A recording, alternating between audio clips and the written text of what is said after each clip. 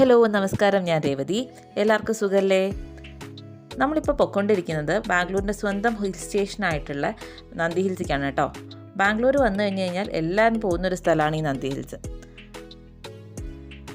Bike റൈഡേഴ്സിൻ്റെയൊക്കെ ഒരു favourite സ്പോട്ടാണിത്. ബാംഗ്ലൂരിന് ഏകദേശം 60 കിലോമീറ്റർ എയർപോർട്ടിൻ്റെ ഭാഗത്തേക്കാണ് ഈ ഒരു ലൊക്കേഷൻ വരുന്നത്. ഡെസ്റ്റിനേഷൻ മാത്രമല്ല കേട്ടോ, പോണ വഴി അടിപൊളിയാണ്. കുറേ മുന്തിരിത്തോട്ടങ്ങളും അതുപോലെ പൂവിൻ്റെ കൃഷിയൊക്കെ നമുക്ക് ഈ ഒരു ഭാഗത്ത് കാണാൻ കഴിയും. വീക്കെൻഡ്സ് ഒക്കെ റിലാക്സ് ചെയ്ത് ഫ്രണ്ട്സിൻ്റെയും ഫാമിലിയുടെയും ഒക്കെ ഒപ്പം സ്പെൻഡ് ചെയ്യാൻ പറ്റിയൊരു സ്ഥലമാണ് കേട്ടോ ഇത്.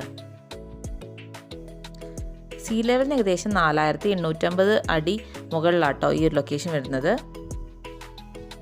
നന്ദി ഹിൽസിക്ക് കർണാടക KSRTCയുടെ ബസ് സർവീസും അവൈലബിൾ ആണ്.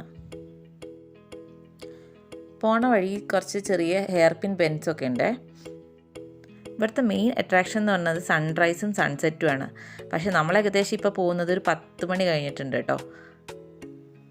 അതുകൊണ്ട് തന്നെ ആൾക്കാരൊക്കെ സൺറൈസൊക്കെ കണ്ടു കഴിഞ്ഞ് തിരിച്ചിറങ്ങാൻ തുടങ്ങിയിട്ടുണ്ട് കേട്ടോ ഈ ഒരു സമയമായപ്പോഴേക്കും.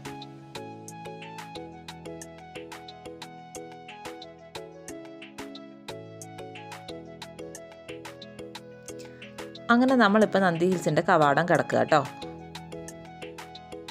ഓപ്പണിംഗ് ടൈമിംഗ് വരുന്നത് രാവിലെ 6 to വൈകുന്നേരം 6 മണി വരെയാണ്. അത്യാവശ്യം നല്ലൊരു പാർക്കിംഗ് ഏരിയ ഉണ്ട് കേട്ടോ ഇവിടെ. പെർ ഹെഡ് 20 റുപ്പീസാണ് ടിക്കറ്റ് റേറ്റ് വരുന്നത്. പാർക്കിങ്ങിന് 100 രൂപയാണ് വരുന്നത്. ഈ ഒരു കവാടം കടന്നിട്ട് വേണം നമുക്ക് ഉള്ളിലേക്ക് പോകാൻ.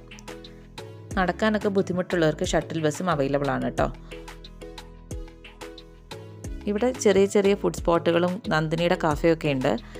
കുറഞ്ഞമാരുള്ളതുകൊണ്ട് തന്നെ നമ്മൾ കുറച്ച് സൂക്ഷിക്കും വേണം.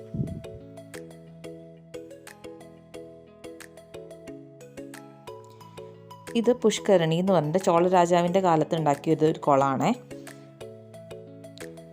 ഇതിൻ്റെ അടുത്ത് തന്നെ ടിപ്പുവിൻ്റെ ഒരു സമ്മർ പാലസും ഉണ്ട്. അക്രാവതി അടക്കം 5 നദികളുടെ ഉത്ഭവസ്ഥാനമാണ് നന്ദി ഹിൽസ്.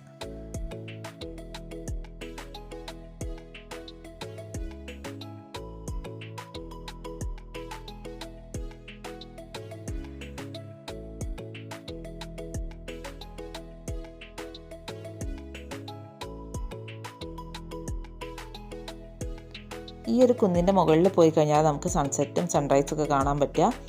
അവിടെ ഒരു ശിവൻ്റെ ഒരു ടെമ്പിളും ഉണ്ട്.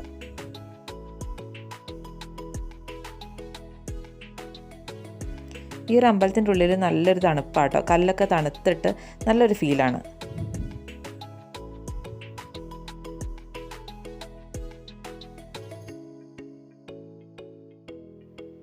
ഈ അമ്പലത്തിൻ്റെ ഉള്ളിൽ തന്നെ ഒരു കുളമുണ്ട്. നല്ല ക്രിസ്റ്റൽ ക്ലിയർ ആയിട്ടുള്ളൊരു വെള്ളമാണ് അവിടെ ഉള്ളത്. ഇതാണ് കേട്ടോ സൺറൈസ് പോയിൻ്റ്. ഇവിടെ നോക്കിക്കഴിഞ്ഞാൽ നമുക്ക് നല്ലൊരു വ്യൂ ആണ്. നമ്മൾ പോയ സമയം കുറച്ച് ലേറ്റ് ആയതുകൊണ്ട് തന്നെ വലിയ ഫോഗൊന്നും ഉണ്ടായിരുന്നില്ല. അതുകൊണ്ട് തന്നെ നമുക്ക് വ്യൂ ഒക്കെ നന്നായി കാണാൻ പറ്റിയിട്ടുണ്ടായിരുന്നു. അതുപോലെ ക്ലൈമറ്റും നല്ലൊരു ക്ലൈമറ്റായിരുന്നു. ഉച്ചയാണെങ്കിലും ഒട്ടും ചൂടൊന്നും ഉണ്ടായിരുന്നില്ല. നല്ല കൂളായിട്ടുള്ളൊരു ക്ലൈമറ്റ് ആയിരുന്നു കേട്ടോ.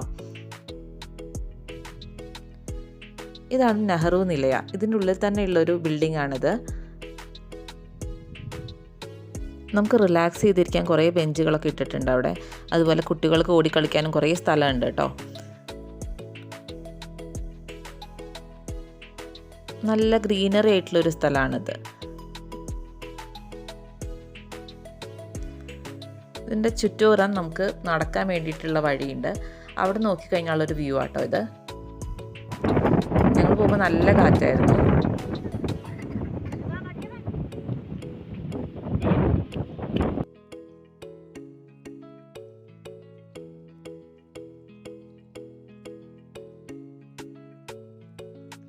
ഇവിടെ നമുക്ക് സ്റ്റേ ചെയ്യാനുള്ള റൂംസും അവൈലബിൾ ആണ് കേട്ടോ.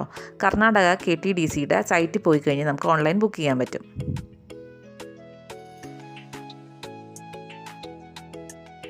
അങ്ങനെ നമ്മൾ ഏകദേശം 3 മണിയൊക്കെ ആയപ്പോൾ നമ്മൾ തിരിച്ചിറങ്ങി കേട്ടോ.